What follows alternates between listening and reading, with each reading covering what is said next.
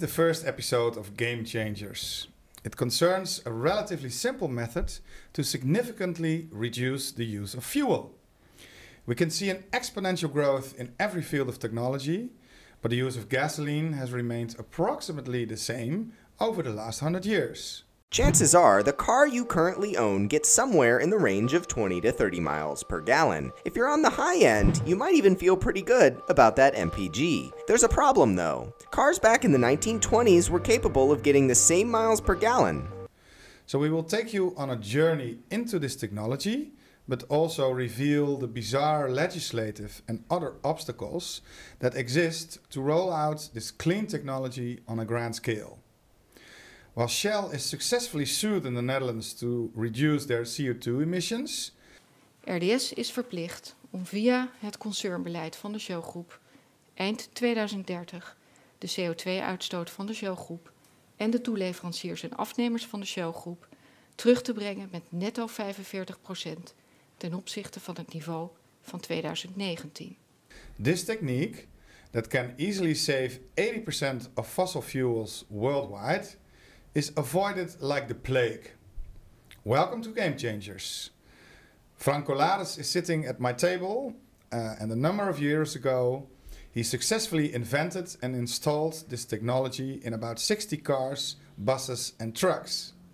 Welcome, Frank. Hello, welcome. Thank you. Great to have you here. Well, thank you for having me. And great that you want to share this remarkable idea, invention, technology with us. Yeah. So how did you came to the idea of making this? Well, I wasn't the first. That's for sure. Aha.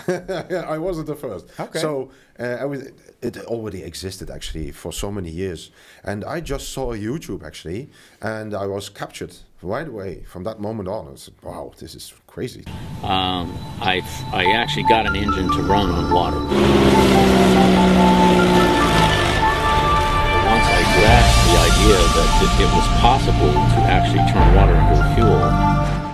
Can we do that? Yeah. So start building, and from that point on, yeah, learning, building, etc. Yeah. Okay. Yeah. So maybe you can walk us through a little bit on that journey. Mm-hmm. I heard you did a Volvo V40 Yeah.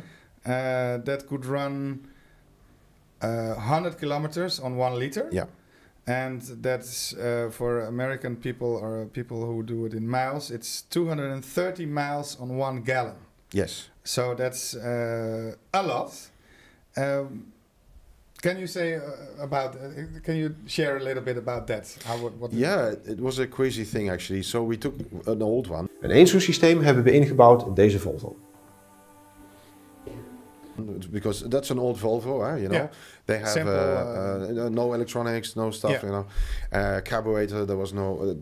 We took the carburetor off, and we made actually a new carburetor. Ah, yes. okay. And what we did actually is that we put a how do you say it, a valve, a vessel in there with gasoline, and we used actually only the fumes of the gasoline and not the real gasoline. Yeah, of course the gasoline, but only the fumes. And the car runs perfectly on fumes. So wow, there's no problem. And was that the first experiment you did with this technique? It wasn't the first, but it was somewhere in the middle, you know, okay. about learning how things work. You know? Because nobody can tell you that. There are no books and that. Everything is taken away, actually. Yeah. Yeah. You had an experiment also with Volkswagen Caddy, with a peculiar thing in how much you can run on 1 tank. Yeah. Can you tell us a little bit about that? That was pretty strange, actually. Well, you have to see that. So I worked on cars that had no electronics. Yeah. Right. But if you work on cars that have electronics, and that is actually from the 1980s, around that. So the carburetor was gone, and you have an electronic fuel system, injection system, and from there on, actually, it started to go well off. Actually, you know. Okay. So and then you learn that they knew this. They knew that this could happen. Yeah. The reason why is quite simple. We made a HHO cell So that's water gas, can you say it, or Brown's gas, it's also called. And so that's a pretty standard system with plates. And between them, water, you put salt in it, and you put a current through it, 12 volt, something like that. And then you have the gas. And the gas, you bring it through the air inlet into the engine, and then you see what's happened. Now, it's a pretty standard situation. Now, for Volkswagen Caddy, that was an interesting thing, because when we put the system on, the first 1,000 kilometers, he ran, so you can one tank on 1,000 kilometers. Yes? Well, but the second tank, 800 kilometers. And the third tank, 600 kilometers. And there it's flat. And the 1,000 was the first in the experiment. Yes. So, but it used to run regularly 600 kilometers on one tank. Yeah. So, so what we did actually is we took the board computer totally empty. Yeah, so there was no energy in it. So he lost actually the information. Yeah, a reset. Yeah, a reset. We did a reset. Yes, and after that he did 1,000 kilometers again, 800 kilometers and 600 kilometers. That exactly is the same very thing. Strange. Well, it's not strange actually. It's like they put a learning system in it, and so they knew how the graphic has to be. You know how much gasoline goes in and how much miles can you go with it. Yeah, and, so that's it's not that they want to be as efficient as possible. No. It was programmed, you have to use this amount of gasoline. Yes. And it's built in every car. It's not only Volkswagen. Incredible. Yeah. So that's even very much larger than the Dieselgate, actually. It is actually. Yeah. I don't know if you know the light bulb experiment, the light bulb. How is it? Conspiracy. The light bulb conspiracy. It's a YouTube film. You can see it, and it's pretty good actually. In the 1920s, light bulbs lasted 2,500 hours. Today, they last only 1,000 hours. What happened? A secret cartel was set up in 1924. Its goal, to reduce the lifespan of light bulbs to 1,000 hours. There you can see that from conscripts, from official documents, that Philips and other companies, they made a deal like this light bulb is going to run for so long, and that's it, and then it has to be broken. Yeah. This is exactly the same thing. Planned obsolescence. Yeah, absolutely. And planned usage of fuel. Yes. Yeah. And it still quite goes incredible. on. Huh? It still goes on. Yes. Yeah. And then you had a Mazda 626. Yes. And you had them run for an inspection. Well, the thing was... What happened? Yeah, well, the thing was that the guy came to us and he had a problem. He had the output, that was broken. So the which output? Yeah, you see the what cleans actually the environment, the NOx. Okay, yeah. So I don't know the muffler. I wouldn't know. Okay. I'm anyway, sorry. that was broken, and they have to put in a new one. But that cost 1,000 guilders in that time. Yeah. We didn't have euros in that time. We had real money. Yes, real money. Yes, good. So 1,000 guilders. But our system cost also 1,000 guilders, and therefore you don't need another muffler to buy, and it would reduce your cost of fuel. So he said, "Well, I'm going to install that system." Yeah. He went back with that system to the garage. They tested it, and they came out wrong because actually the NOx, so the fumes actually were too less. So the amount of pollution should be between this pollution and that pollution. Yes. But if it's too clean, it won't be certified as good. Yeah. So it's too clean. It's too clean. That's really incredible. It's strange. It's so we're suing. Strange world we're living in. Yeah. You know. And we're suing Shell for their reduce their CO2 emissions, but we have laws in place that prevent clean cars from Exactly running the in the system, streets. yeah. So, and that's the part actually what I want to put the Emphasize. finger on, because you know, it's not about the technology. We have the technology already. It's there for hundreds of years. Actually, it's plain in the open. H2 Global has developed another breakthrough proprietary process for extracting fuel energy from water. In fact, this generator runs on 95% water and only 5% gas. And here we have a scooter which runs on the same mixture. The problem is a line in a document, something that we say, oh, we don't do this, we do that. It's a political thing. Legislation. It has nothing to do with reality. Yeah. Nothing. No. And that's strange, you know. And Yeah. it's yeah. And maybe you can tell a little bit about the Volkswagen Polo and the TNO report. Yeah. What is the story with that? Well, the thing is that from Watergas.nu, we came actually to that we got a mission to make a Volkswagen Polo. We built a HHO cell into that car, and then it goes to TNO. So that's a certification. What is it? A certification company? Inspection company. For A big one in Holland, in the Netherlands, and there we're going to look at the fumes that come out of the car, putting the HHO into the engine. Yeah, and from my understanding, and you built in an HHO cell, and is that something different than water injection? That's totally different, yeah. Okay. Yeah. So water injection, actually, you make a mist and you inject that into, and it's normal water. Yeah. But HHO is actually you make gas from it. And gas and mist, there's a difference. Yeah. But it's not water gas. It's not that it's the oxygen and the hydrogen loose. Yeah. They're still bonded. Yeah. Yeah. But they have a different angle. All right. Yeah. So they are loosened, but it's not loose. And it takes right? less energy than to take them loose. Yes. Yeah. Yes. Okay. Of course. Yeah. You don't want to separate actually those two. It costs too much energy. Yeah. Yeah. And that's something also they clearly don't understand, that in nature you don't see it. No. You know. So, but okay.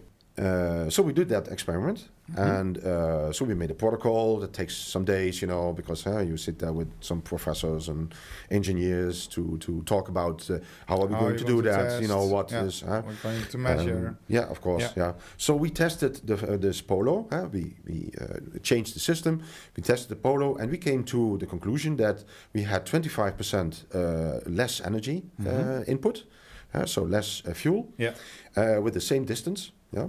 Now we did that for several days, and you have to do that on a correct way. So you always have a gas station on the same place, the same fuel in it, the same route, and so you do that actually scientifically, right? So it wasn't like it's about. No, it was scientific. Really correctly done. Yeah. So 25% it was less fuel, but TNO said. Before, we're not going to measure the fuel intake. And that was strange. I found that strange because if you have a car, if you let a simple technician see how much does the car do, and they can tell you. It's 1 on 10, it's 2 on 10, it's I don't know, but anyway. Yeah. And now that's not possible with all your equipment. That was pretty weird, actually. Yeah. No, but I think it's not possible, but it's not wanted. It's not wanted. No. Yeah. No. Correct. But anyway, let that in the middle. You know. Okay. So we did the fume testing, and there was a significant reduction of NOx, so carbon emission, for 70%. Oh, okay. So that's a lot. 25% less fuel and 75% less... 70% less NOx. Yeah. That's quite significant. Well, it's that significant that when you have a car that is, let's say you have a Euro 5 car, yes, and you want to make it Euro 6, That's not possible. You have to buy a new one. Yeah. But if you install a HHO system, you can have an Euro 8 or Euro 9. Uh-huh. Yes? Yeah. So that means actually that you have less NOx. And now we have a situation that already some towns, they say, with an old diesel, you cannot enter the town anymore. Yeah. Because it's too polluting. Yeah. But with the system built in, it's not. So what are we doing here? But it won't be certified because it's too clean. Well, the thing is that the rules and regulations say that they only take the information of the guy who made it. So the factory who made it. Yeah. So only the official number, they can take it. But if I have, for instance, if I have a gasoline car and I'm going to make it electrical, I'm going to do the certification officer, and he is going to take a glance and, he's doing his thing, and then I get a certificate that it's electric car. Why can't we do that with a normal diesel? And we say, listen, we build it in, so now we have a different output, so we get a different certification. Yeah. Well, I can tell you one thing. Yes. MAN, that's a big, how do you say it, a factory of... MAN. MAN. Of big wigs. Yeah. And they have a patent from 1970. Yes. They already knew this from 1970s. And what kind of patent do they have? HHO into the car. They knew it. And are they using it? No, of course not. No, because they want to sell the newest Euro 7 or 7. Yeah. So this is... we're talking about environment. We're talking about less pollution. We're talking all about this. But we don't do anything about it. No. Maybe you can explain a little bit about the relation of particulate matter and NOx and a self-cleaning catalyst. Mm-hmm. Can you elaborate on that a little? Yeah, well, the thing is that, so you have a catalyst, and normally the catalyst from the old days, if it was full, it was broke, you have to buy a new one. Yeah. Okay, now they invented a catalyst that has a system built in that when it's getting full, there's a nozzle, does something, and then the temperature is rising, and then they burn the NOx. Well, there was a problem. Because if you have NOx that is not burned in this way, it's a bigger particle. Yes. Yes. And a big particle, I can, how do you say it, on normal terms, my lungs can deal with it. Yeah. Yeah. So we have a filter. Yeah. Yeah. And also the plants and everything has a filter. You know. So it doesn't come into the lungs. But if you burn the stuff, it's getting smaller and smaller, and now it comes into the lungs. And that's fine stuff? Yes. Or how do you call it in English? Small dust? Yeah, small dust. Yeah. So that's a big problem. And the problem is really, it's man-made, actually. So in order to be less pollutive, we are actually more pollutive? Yes. Okay. So that's totally way around. Yeah. So if you put an old diesel, for instance, or other term, I had a big wig from World War II. Yes, and when you start this thing, the black fume came out of after the exhaust. It's really marvelous to see. It's really great, you know. Yeah. Okay, well, we put the HHO system on, and there was no fume at all. Nothing. Wow. So actually, when you look at what came out of the truck, it could be an Euro 8 truck. Yeah. For IKEA. Yeah. But it's Euro 1. So why are we doing this? My God. So the Euro 6 goes to the heap of that's going to be shredded, and now we have to build a new truck because of that simple rule. Oh my God. Yeah. It's amazing. Yeah, it's amazing. So you had all these great results. Yeah. And you're not doing it actively at the moment. No. What happened? I presume that everybody's a lot. Yeah, sure. Of so course. what happened? Well, the thing is, I did this, and it went bigger and bigger, and then I had a company, and but I had already the people in the company who had other ideas. you know. So it wasn't going very well with the company. Sabotage. And sabotage, and we had an explosion, and then actually it was finished. So there was no money anymore, and I had to stop. And afterwards, I knew what happened actually, you know. So who sabotaged it and how, and of course, you know, all the secrets come in the open in the end. But anyway, it was too late. So then you know actually how the game is played. Yeah. You know, so and it's really strange if you're one of the guys who were talking about it, because you really engage this, because people around you, they say like, is this a movie or something? Is this part of a book? No, this is real life. Yeah. It's what happens really. A lot of people cannot imagine that this is real life. You know, but it is. Well, and there have been inventors around that couldn't live to tell if they made game changers. Yes. So. Well, I'm still alive. I'm lucky you sit here. I'm still alive. Yeah, definitely. Sure. Yeah. Mystery surrounds his sudden, unexpected death in 1998. Was it a brain aneurysm, the current accepted theory, or was it foul play at the hands of the powerful oil industry? At this moment, you can water injection is used in racing. Yes. And you can buy water injections kits for your car with guarantee. Yes. Why isn't that being widely used? Well, that's a strange thing. The thing is that I did this years ago. I did investigations years ago. How many years ago? That was more than 10 years ago. Okay. Yeah. Okay. So I started then. Started longer, but then it was pretty. I was really active, you know, and so I was looking at YouTube movies, looking at all kinds of stuff. You know, there was enough material written down, and well, companies are doing it. Yeah, and. So there was a lot actually, and a lot of people spoke about the thing that when you put water in it, the car goes faster, you have more power, etc. Yeah. But there was a different thing also, and they said, and your engine will be cooler. Yeah. Now, years from now, actually, so we are now in 2024, and I didn't do a lot of those things anymore. You know, I abandoned that actually 6 years ago, stuff like that. Okay. Now I'm looking at it because we have this conversation, and I was searching on YouTube and searching on other internet things, and there's nothing anymore.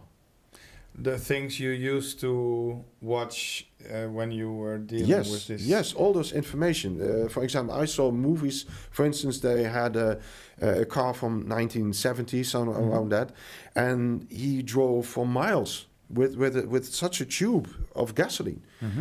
It's gone. It's gone. Yeah. Everything is gone. And now the people who are selling also those systems are not talking anymore about mileage. They're talking about cooling the engine. All right.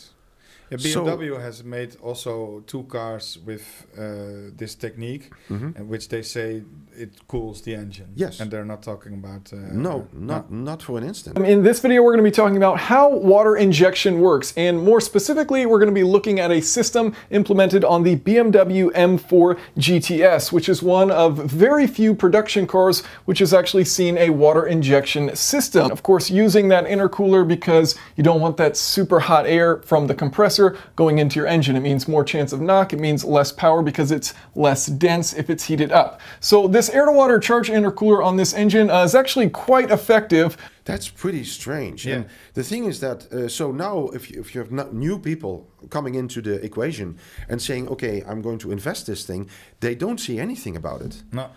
But this guy saw this many years ago. I knew it. I know that it is there. I know that many people did it. But it's just like there was a glitch in the matrix. I don't know. But something happened, and I don't know what. But the information is gone. Yeah. So Yeah, that's pretty strange. Yeah.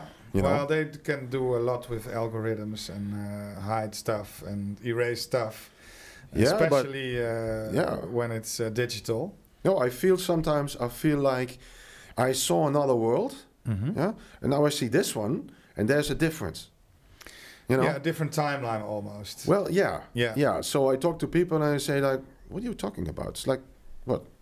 Where you're here on this planet, or do I come from another planet, or a different timeline, or something like that? Yeah, yeah. So it's really weird. So. Yeah, I can imagine. Yeah. Yeah. There's also a lot of buzz about water-ish new technology. For example, and there's a video of Toyota in which they say they will use water. Yeah. EVs are about to become a thing of the past, courtesy of Toyota's all-new engine type, which is completely unheard of. This new engine that Toyota has been working on is said to be the most eco-friendly engine in existence. So buckle up and get ready for a complete turnaround in the world of cars as we explore Toyota's new engine that will destroy the entire EV industry. The engine that Toyota is working on is actually, believe it or not, a water-powered engine. You examined it, huh? Yes, I did. And what were your findings? It wasn't Toyota. It wasn't Toyota. No, it was just a guy who was really handy in making movies, But I always look to press releases from Toyota himself. Yeah. And there was none. There was none. So because this would be great and good news, but so it was wasn't that. clickbait. Yeah, it was that. Okay. Yeah, exactly. And now Elon Musk is also coming out with news that he wants to run cars on water. In a groundbreaking announcement poised to redefine the future of transportation and energy, Elon Musk has unveiled a revolutionary new water engine. This extraordinary innovation promises to upend our formal understanding of engines, potentially paving the way for an unprecedented era of environmental sustainability. And you examined that too. What were your findings on that? It's really fishy. Fishy. Yeah, fishy. I don't know what to make of it. You see the information and there's no other information about that, So you cannot go to a website where, things are explained and stuff like that. So No. it's a movie and you look at the movie and you say, oh, okay. I don't know. No. Yeah. And the thing is that there is a difference, because a lot of people think that hydrogen is the same like water. Yeah. Well, hydrogen is a part of water. Yeah. There is oxygen still in it, you Yeah. know. So water is hydrogen and oxygen. Yeah. So that's water from the tap. Yeah. I'm talking about water from the tap, what you put in your car. Yeah.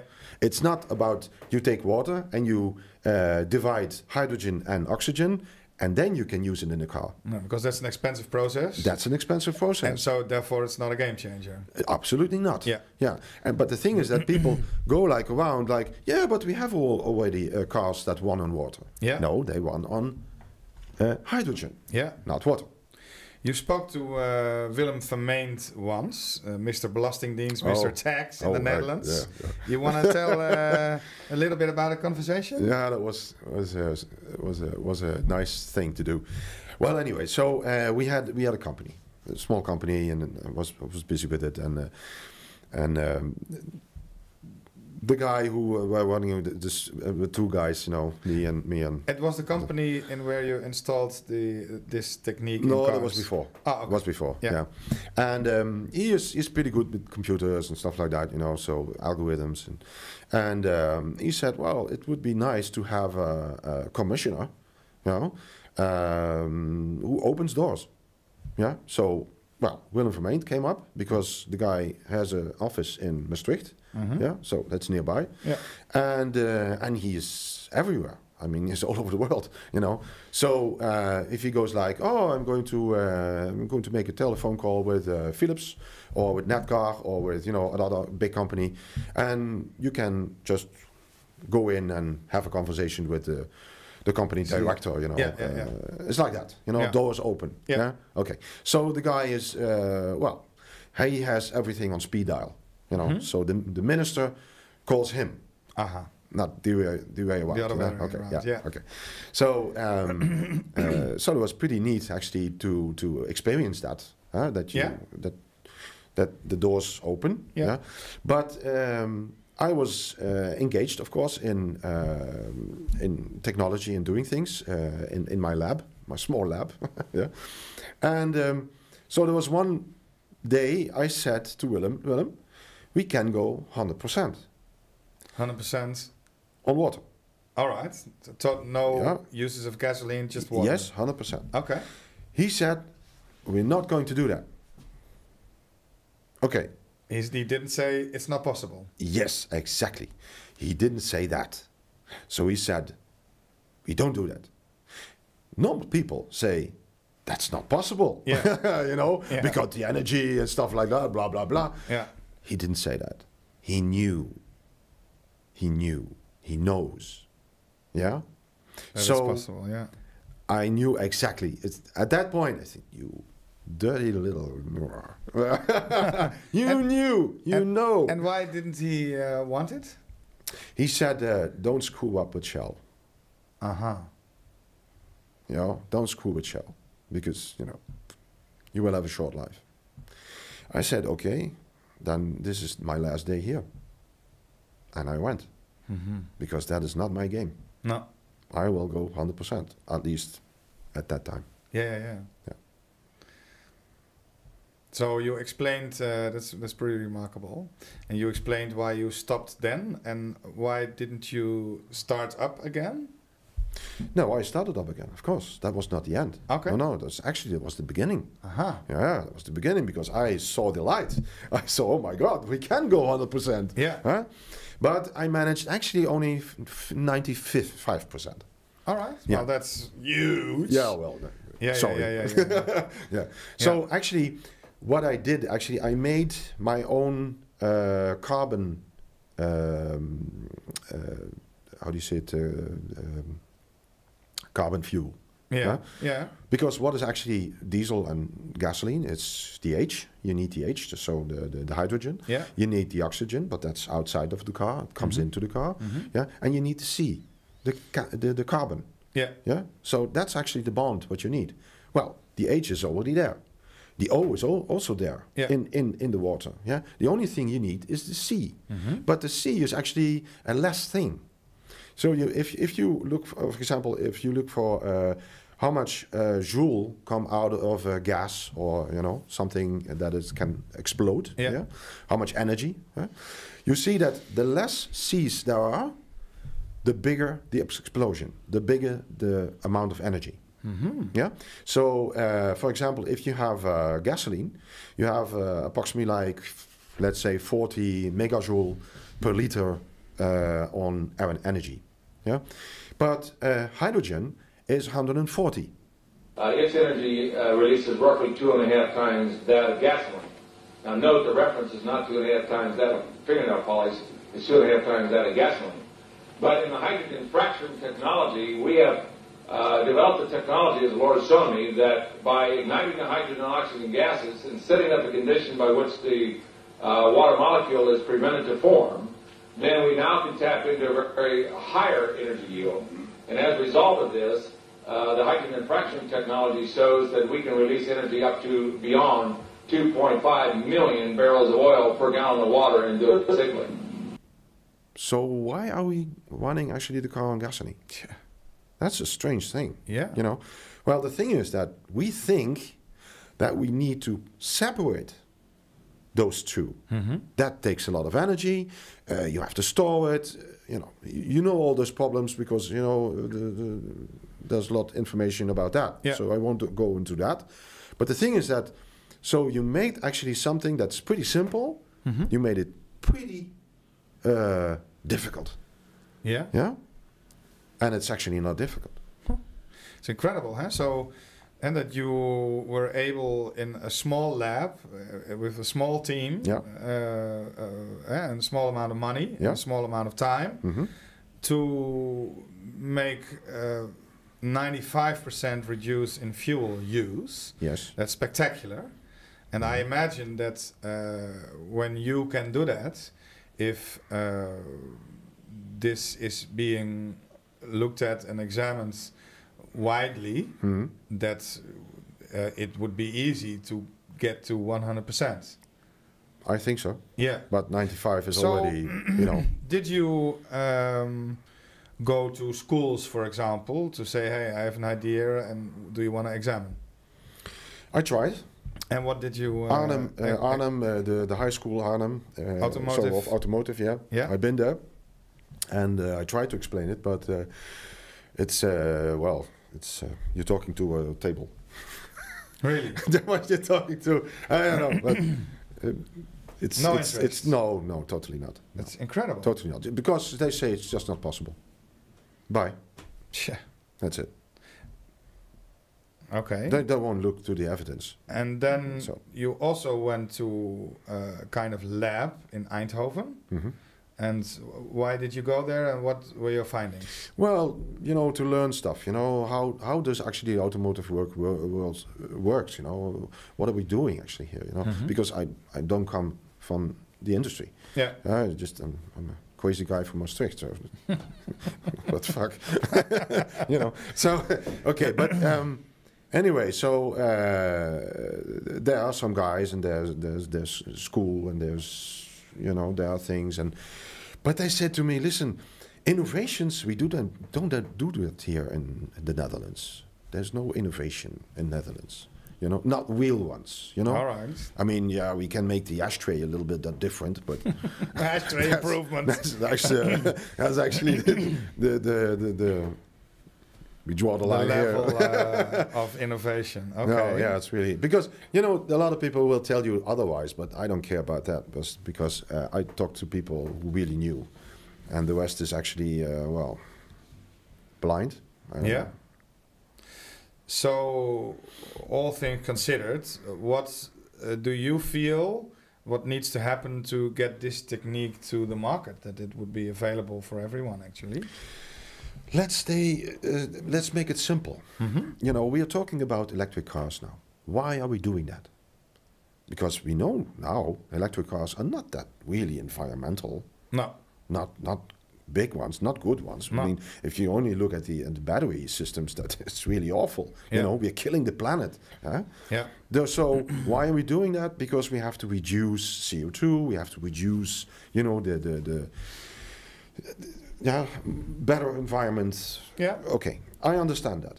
So what we're doing actually, we take all the cars, we push them away, we push them through we shred them up, and we make new cars. Is that good for the environment, you think? Not at all. No, eh? So why can't we take old cars, put the HHO system in there? What if you make this in great numbers? Yeah, they cost maybe 400 or 500 euros. That's it. Yeah, and then you have a totally brand new system actually. And you would, and probably in 1 month you would save it from the fuel you would save. Yes. Yeah. Yeah. Well, let's say we don't save the fuel. Let's say we do the same fuel. Yeah. Let's say just examine only that. for the reduce of but your emissions. Emissions. Yeah. The problem is solved. Yeah. It's incredible.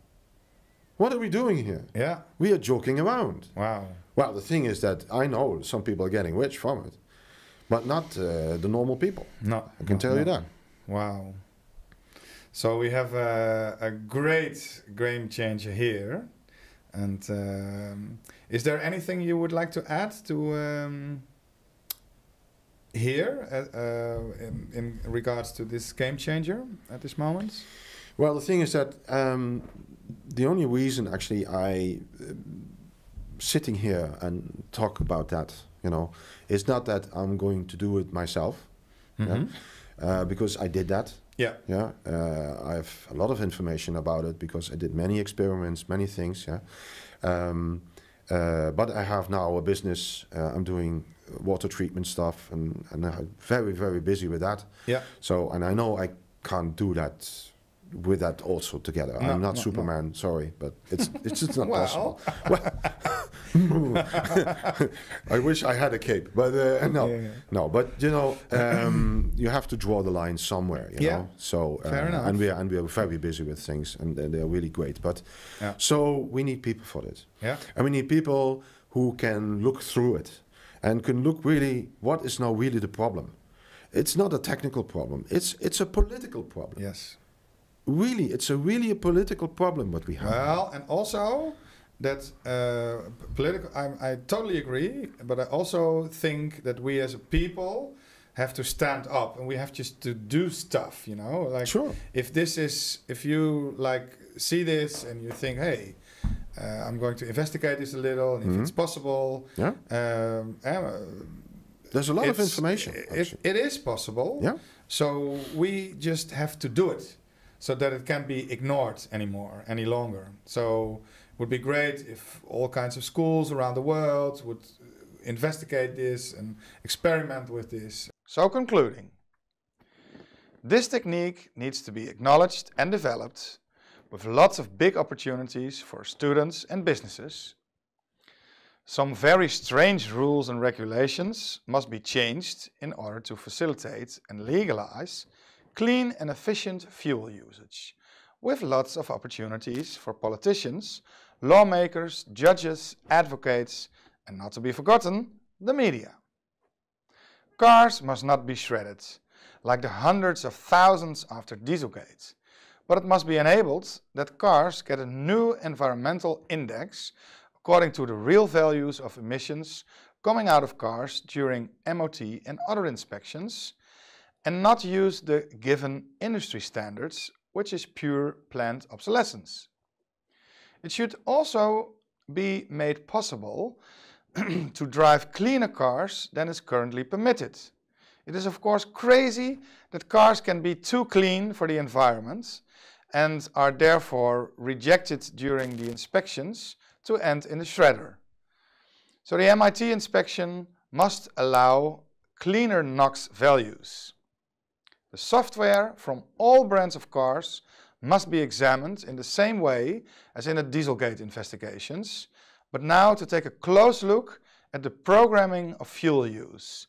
How is it programmed and what does it do? We have evidence that the software in cars enforces a pre-programmed use of gasoline. Only by being able to see and influence that, it is likely that fuel use can be highly optimized on a grand scale. Small dust is a very big problem at the moment. Koreans are still inhaling fine dust particles. That's especially bad for teenagers because their lungs are not yet fully developed. Breathing becomes harder when there's a lot of fine dust in the air. Experts say these particles are so fine that once they pass through our airways, they get stuck in our lungs. It is mainly because of the catalysts in car burning the emissions that the bodies of humans, animals and plants can handle into small dust that humans, animals and plants cannot handle. With the solution of water injection, the emission is almost completely gone, and this problem would not exist anymore. With water ethanol injection, I never have to worry about carbon deposits in my engine ever again, because the water alcohol solution acts almost like a steam cleaner inside the engine, and it keeps the insides permanently carbon deposit free. And of course it must be made possible to measure fuel use in new experiments to come at the Dutch TNO. This is the time to take sustainability to another level. The time in which we lead the world in safety. The time in which we make lives healthier. And we battle climate change from space. This is the time of yes we can, of here we go, to there you are. Because this is the time to build a better future together. By uniting the power of science and enterprise, and getting everything to work together. Industry, technology, data, everything. This is our time. The time for innovative solutions. for society, government, and entrepreneurs. TNO, innovation for life. Their mission is aligned, but now we kindly ask them to act accordingly. To put our money where our mouth is, we are very excited that we are going to have an HHO cell built into our company car in the beginning of May, and we will share our findings with you. It helps us a lot on YouTube if you click the like and subscribe button. Share it on social media and forward it to schools, politicians, businesses and friends. You can visit our website on earth-matters.nl, subscribe to our newsletter, and become an Earth Friend member to support our work. We have a couple of exciting episodes planned, but if you feel there is an invention that is an absolute game changer in the fields of energy, water or health, please let us know at info@earth-matters.nl. I want to explain actually the HHO system. Well, you can buy it in several companies all over the world actually, and in the USA there are a lot of companies. So a quick explanation how it works. You have the engine, and the engine has an intake. So we have the air filter. It's basic, huh? Basic stuff. Okay, and now we have the HHO system with the plates. It makes the water gas, and we put the water gas into the air filter, and from the air filter it goes to the engine. Now the thing is that when you want to control the water gas system, you need a signal. And that signal is there that it is going to respond, is going to go on and off. Yes, because you don't want to make gas when the engine is shut down, because then the gas will blow up actually when you start the engine, and then you have serious damage. I can tell from experience in this one. So you need a signal. Well, the signal, what we always did was from the pump to pump the fuel actually into the engine, because when you really engage the engine, this pump will work and it will shut off if you shut off the engine. So that's actually the most best thing to do with this system. Then you have another thing, and that is the board, the computer. Because when you have the exhaust, here, when you have the exhaust, there is something built into it, and that controls actually, or that sees and registers the oxygen level. Now that's a bit of a problem, but because the thing is that when you put water gas into this system, you get hydrogen and oxygen. So there's actually more oxygen in the engine.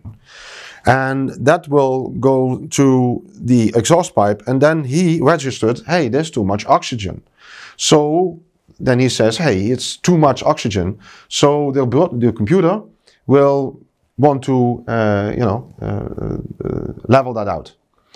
Now, to have this problem solved, you can buy a chip. I know the Volo chip, for instance. I worked with that, and it was pretty good actually. So you say that Volo chip. So you plug that in actually into the bus of the computer, and then you can change actually those values so that the engine doesn't know actually that this is going on. Now, it doesn't work always, I can tell you that from experience. So it's not a foolproof system. There's always a disclaimer, of course. So, but anyway, so be aware that if you're going to do this, you do it on your own risk, on the engine. It's your engine. You can do whatever you want with it. But be aware, there's a lot of things going on in that engine and in that computer system. So it's not foolproof. If you don't do that, it could be also that you're going to take more fuel actually into the engine what you normally use. So and that is of course that this system says, okay, I'm going to shut down actually the air inlet. So there's actually more fuel needed to have a proper injection, and then you have more fuel instead of less. So be aware of that. Now, how can we go from 95% and 5% biomethanol, for instance? Oh, you can use biomethanol, but you can use actually anything like normal gasoline or methane, ethane, whatever. We use biomethanol because we want to have pure bio-based fuel. That was it. Now the thing is that it's a totally different approach actually from HHO. Yeah, so if you want to have this, it comes really, that's some work, I can tell you. If you want to do this, you have to do something. So you have the engine, and the engine needs air and needs gasoline. Now the thing is that you cannot use the normal engine electronics anymore. That's out of the door. That doesn't work anymore. Okay. The thing what you need to do is actually to mix both up. So you have water and you have the carbon, because that is actually what it is. So again, what is fuel? We have the H, you have the C, and to get this together to explode, you need the O. Okay? So the H is hydrogen, the C is carbon, and the O is the oxygen in the air. But the oxygen is already there in the water, because we're not going to divide H and O. So you have plain normal tap water. Okay? Okay. What we do is we take a vessel, and what you do is you put here a fogger. Yes, a fogger. Okay, fogger. You find that in a shop that sells actually parts for ponds, stuff like that, you know, where you have water stuff. No? And that fogger makes fog. Okay, so you have fog here.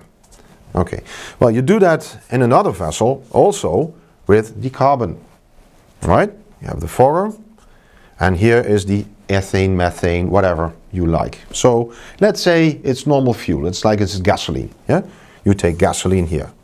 Okay.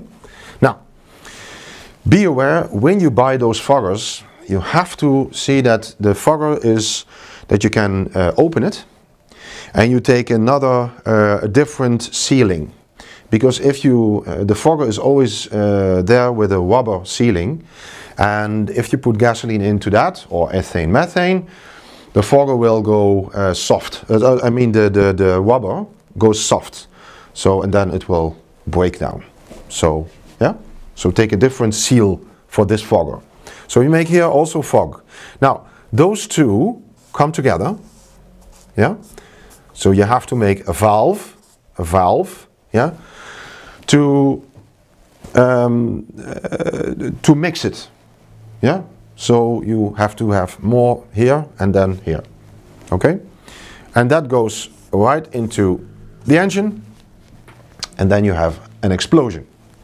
At least I hope so, because otherwise you did something wrong. Now the thing is, what you be aware of is that when you start the engine, you need more of this, less of this. But when the engine is getting hotter, less this and more of this. Okay, so that's complex, I know, but that's how it is. Then a different thing is here you need to do something with the ignition, because the ignition what we have actually normally on an engine is actually not working on this model. Well, when you start off, yes. But when you get more water into it, you're going to notice actually that water fuels up very, very fast. Faster than actually gasoline. It's quicker. Yeah? It has more power. It has more megajoule, more power, but it's also faster. Yeah? So you have to, so if you have here the ignition time, yeah, you have to put them actually forward. Yeah? So, so when the piston goes up, again, you know. Well, you get the picture. I cannot explain it so good in English, sorry, but that's what you get. But you get the information firsthand, so pay attention.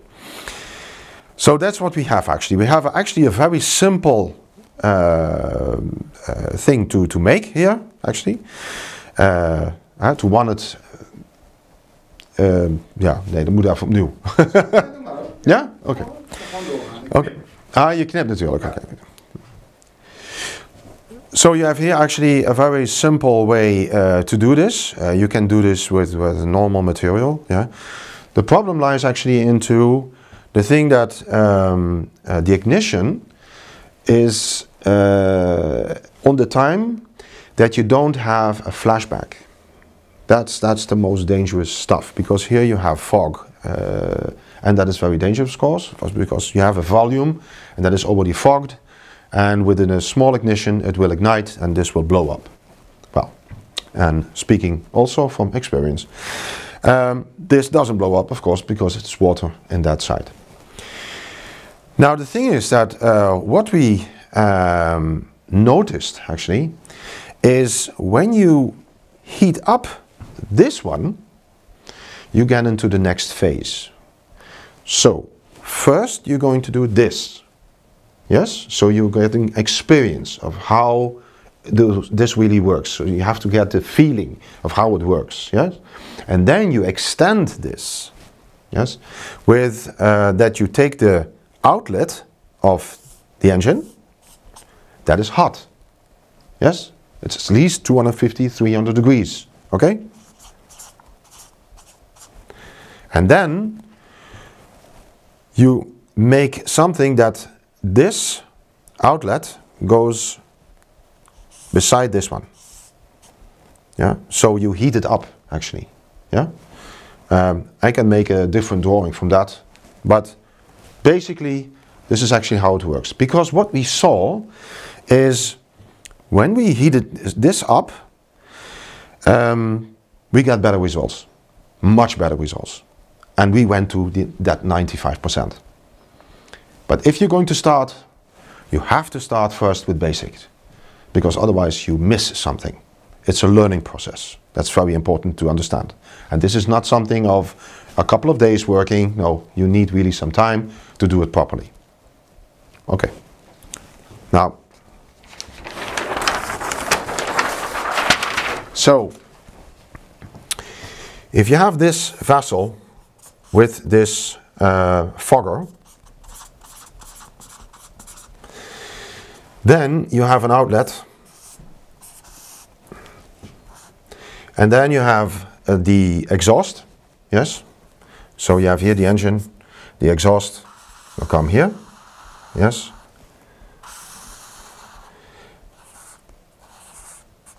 and this will actually go around.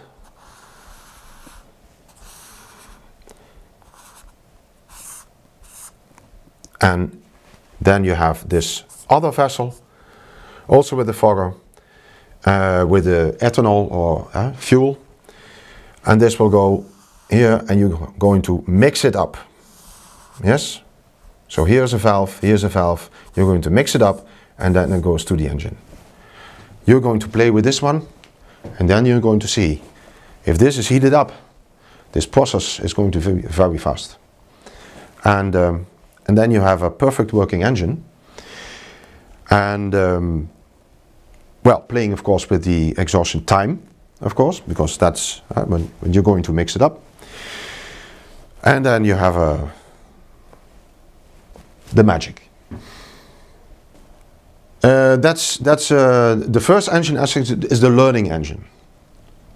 Yes, that you learn actually how it works, that you get your things straight, you know, so that you learn how to work with the foggers, learn how the engine reacts, stuff like that, you know, because you need that time. You need that time to really understand actually the mechanics of it. It's a feeling. It's not about well, how do you say it? Of course, it's science, but you know, it's more than a feeling than actually science eventually, but the feeling is very, very important about this one. So because you can imagine that if people are going to do this without any education like me on this property, on this thing, then you can imagine that how is it possible that we can come to this conclusion actually. It's about the learning process, and anybody can do it, really anybody. As long as you get patience, you know, do it on the proper way, yeah? Take your time and learn. That's actually the only thing we need to do here. So this drawing is actually a sketch of how you fog the water and how you heat the water, so it comes heated up already in the engine. Because if it's heated up, the bond between the hydrogen and the oxygen is going to get less. And that's what you need actually, because the thing is that what happens actually in the engine, that's really important to understand. So because we think that we need to get rid of the bond between the oxygen and the hydrogen, yes? That's actually not true, because the engine does it for you. It's in the process. Because when it gets here and it gets ignited, it will do this in milliseconds, right? So that's the problem actually. We are not looking correctly to the whole process. You see that the engine is a part of that process. It does it for you. You don't need to do it before. It does it itself, right? And it goes really, really fast. So that's actually why people say, oh, it cannot be done, it's too costly, it costs too much energy. But if you understand this, you see, no, the energy is already there in the process. You mentioned that you could do it on 100% water, and in this drawing there is still gasoline. Yes. So how would you suggest you go totally without gasoline? And that's a different story. The thing is that we work here with normal engines, and if you work 100% with water, you have to understand that water has incredible lots of power, and actually it's going to implode most of the time when you don't mix carbon with it. And well, we did some testing with engines only with 100% water, and they all broke down because the amount of power which you have in the engine is so great. I think it's not doable. I think you need to invent actually a different motor for that, because it breaks down. Water is too powerful. Water is too powerful. Yes. Wow. Wow. Yeah. Well, anyway, it's like what we said. It's amazing that we use gasoline because it's the most inefficient fuel actually there is. So it blows my mind. Okay, here I have a tank, a reservoir, which I'm going to fill with water. This pump is then going to take the water from the tank, pressurize it, and send it to this little nozzle, which is going to inject the water into the engine. Okay, so that's the plan. Now let's install all of this onto the car.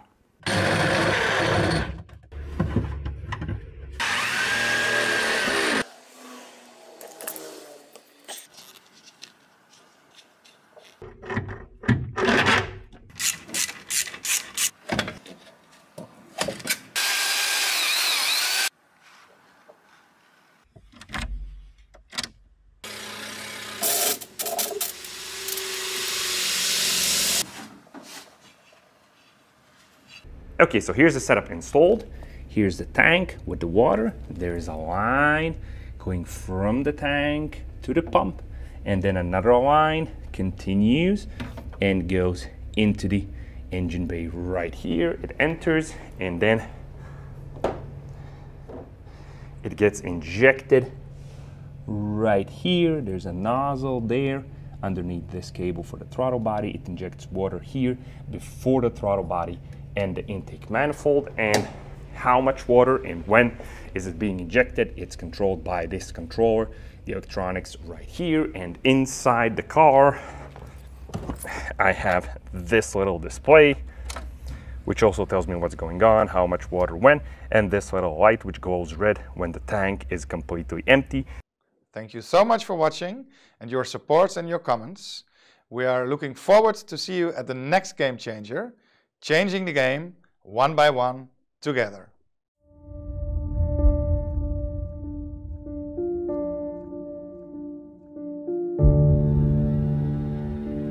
When you look at the global news, it seems like humanity is in a difficult situation at the moment. But solving many complex problems in this current era is actually very simple. It's just not desirable. Because solutions that give people, animals and the earth a dignified existence in sight often keep pace with loss of profit for multinationals. The better and often simpler the solution, the greater the loss of profit. In recent years, we at Earth Matters have seen many concrete solutions in action in the areas of health, energy, economy, water and much more, which, when applied on a grand scale, will make most social, economic and climate change problem a faint memory in very little time. In Game Changers, you get to see a variety of inventions and solutions. Our broadcasts will line up as a charter and undeniable handle for real change. In addition to making interesting TV, we want to appeal to politicians, entrepreneurs, scientists, lawyers and media who really want to make a difference. Nothing is more powerful than an idea whose time has come. And it's time. For all people, all animals, all trees and our Earth.